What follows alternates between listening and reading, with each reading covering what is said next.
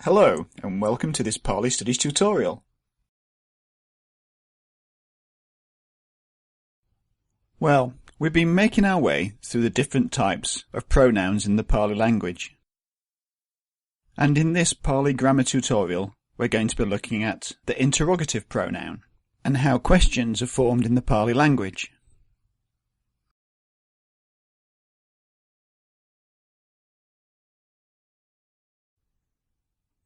You'll know by now that pronouns are substitutes for other substantive nouns, and the interrogative pronoun is used in the formation of questions. The term interrogative simply means something which asks a question. Now, you might be surprised to find that in English there are only 5 interrogative pronouns, and they are who, whom, whose, which, and what. And you'd be right to think that in English there are more ways to ask questions than just through the use of these pronouns. And we'll look at some other ways a little later. But remember what a pronoun actually is. It's a word which substitutes for another substantive noun. That's a person, place, or thing. So we use who or whom when we're asking a question about a person. We use whose when we're asking about a person's possession or characteristic. The pronoun which can be used when asking about either a person or a thing, and we tend to use it when the number of choices are limited. And we use the pronoun what to refer to things and when there are many options. Now notice how the pronoun who has both a subject and an object form. In traditional English, we would use who when asking about the subject of the verb, who did the action, and would use whom to replace the object of the verb, in other words, who received the action. And this is still seen as correct English, but most modern speakers would probably use who in both examples. The important thing to notice about interrogative pronouns is that they replace the person or thing that we are asking about. And this is actually what identifies them as pronouns. But like the other pronouns we've been looking at, interrogative pronouns can actually be used as pronominal adjectives. If you remember, a pronominal adjective qualifies a noun. That is, instead of standing alone as a noun themselves, they join with and qualify another noun, such as which books are you reading, or whose book are you reading. So you can see when acting in this way, they form a unit with the noun that they qualify, and together they represent the thing being asked about. Okay, well that's pronouns, but there are other words in the English language which are used to form questions, and these are called interrogative adverbs. The term adverb in English is a bit of a catch-all category for words which modify verbs or whole sentences. Adverbs generally provide us with more information about how the action of the verb is being carried out. Now, there's a subset of adverbs called interrogative adverbs, and these are words like why, where, when, and how. And these can be placed at the beginning of a sentence to create a question. Notice that they're not pronouns because they don't represent a person, place, or thing. But what they're asking for is more information. We can use them to ask for the reason why, or about the time or the place, the frequency, manner, or degree of the action taking place. Now, the adverb how can be used in many ways. It can be used alone in a sentence, such as, how did I get here? Or it can join with an adjective, how tall are you? It can be used with counting nouns, like many and much, how many books? Or it can be used with another adverb to ask about frequency or degree, for instance, how often do you go, or how quickly do you go? So the interrogative sentence in English, that is, a question, can be formed by different methods.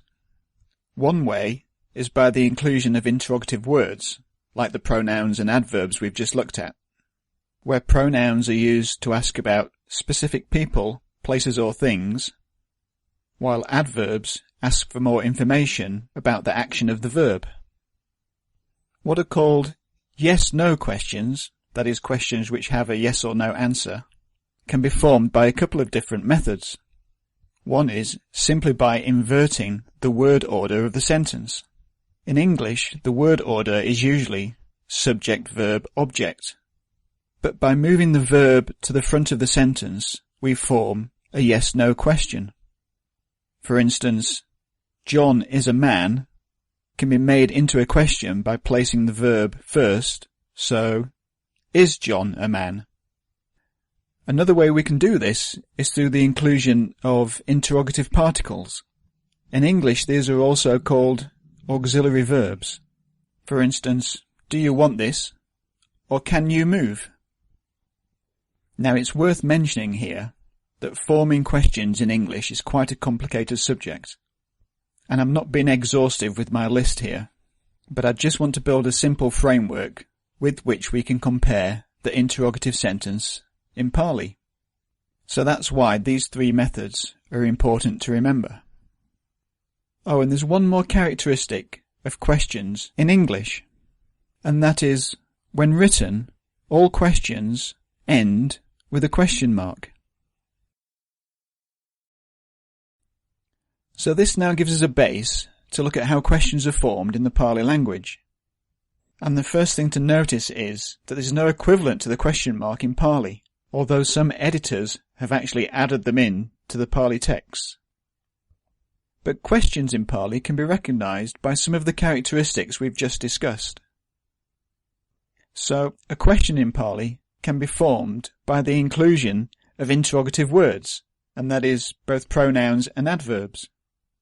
Likewise, yes-no questions can also be formed by the inversion of the subject and the verb, or by the inclusion of interrogative particles. So we're now going to look at each of these methods in turn. First, interrogative pronouns. In Pali, these are formed on the stem ka, which declines in all three genders, as listed in the table here. A few examples will help us make sense of how they're used. So let's look at some simple sentences in the singular. As we know, the nominative case is used for the subject of the verb, which in English would be who, which, or what. In the Pali sentence, ko, nama, te, acharyo, we can see that both ko and acharyo are in the nominative case. And we know that two words in nominative case in Pali can imply a linking verb, is, connecting the two. If we take te as a possessive pronoun, we get who is your teacher, while the word nama is actually an old accusative form, meaning literally by name. So who is your teacher by name? Or more simply, what is your teacher called? Now, ka, darika, both terms are in the feminine, and darika means girl, so which girl?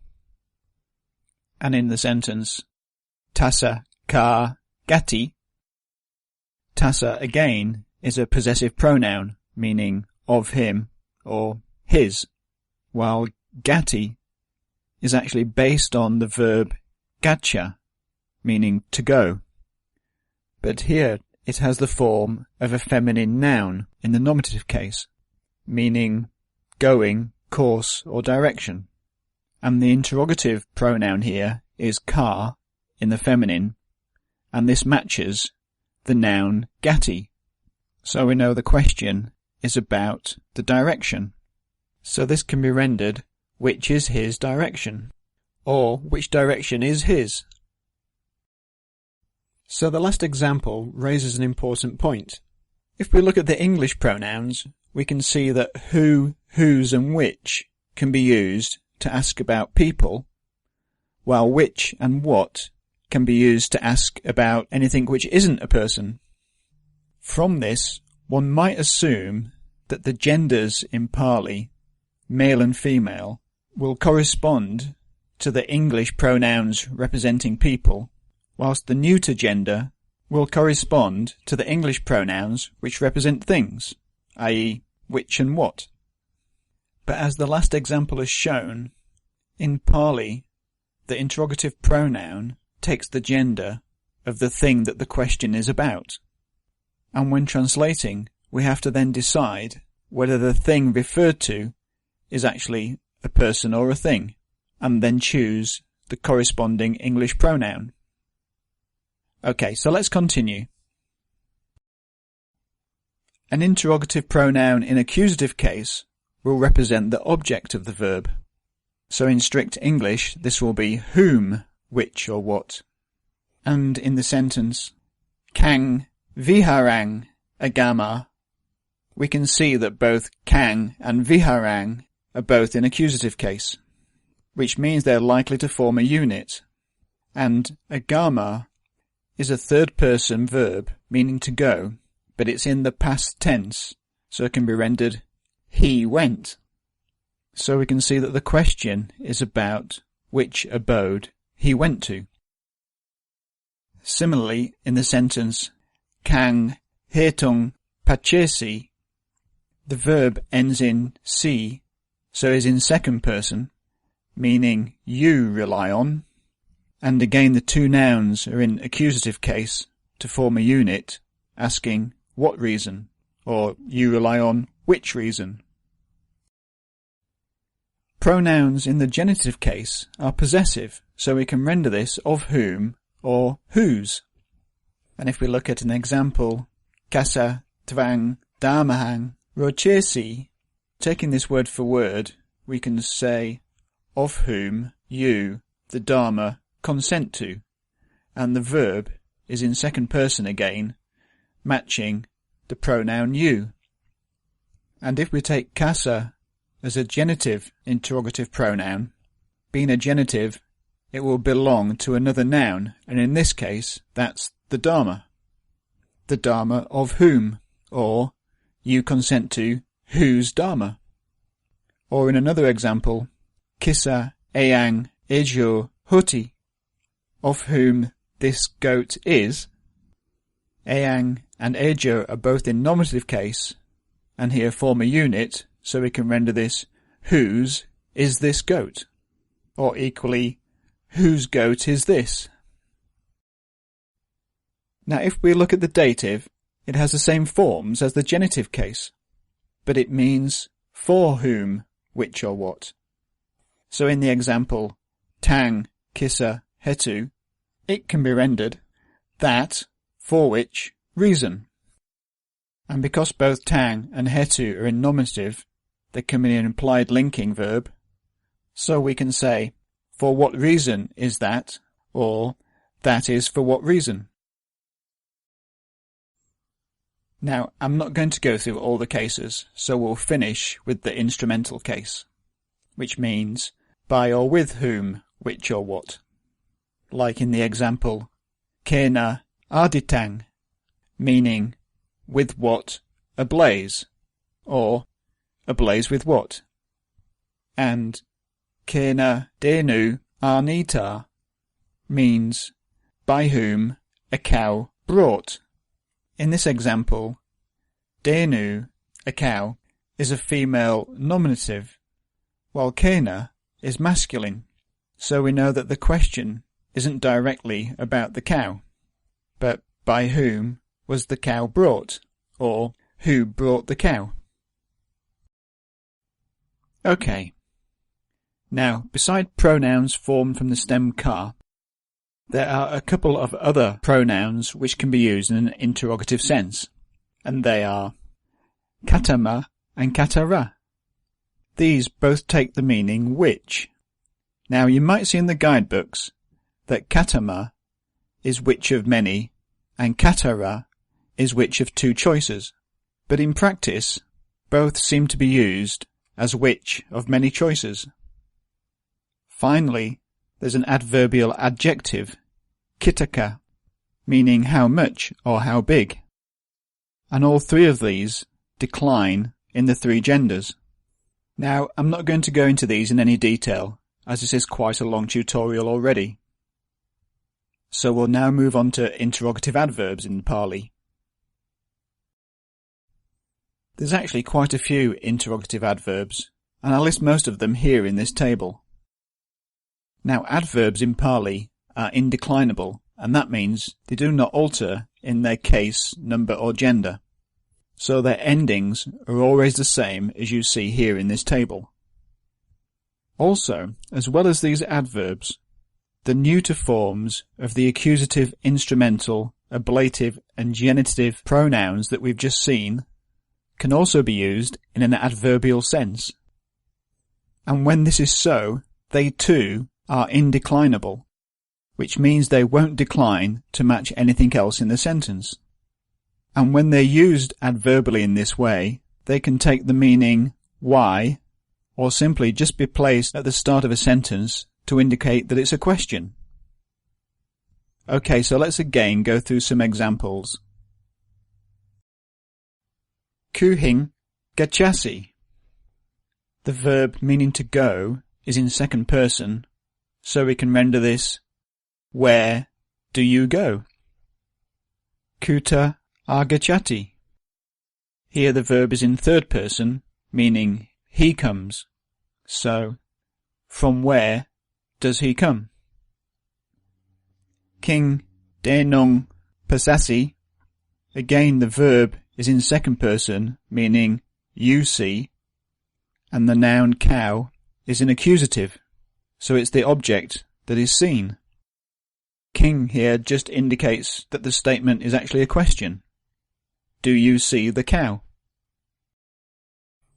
Well, hopefully from that brief run-through of interrogative pronouns and adverbs you get the idea of how they work in an interrogative sentence. So let's now look at how yes-no questions are formed. This can be by either inversion, and by that I mean that the verb is placed first in the sentence. If you remember in Pali, the word order, unlike English, is subject, object, verb. So we can create a question by placing the verb first, giving us verb, subject, object. For instance, Nagarang gachasi is a statement meaning you go to the city. But if we place the verb first in the sentence, gachasi nagarang, we could render this as a question. You go to the city? Or do you go to the city?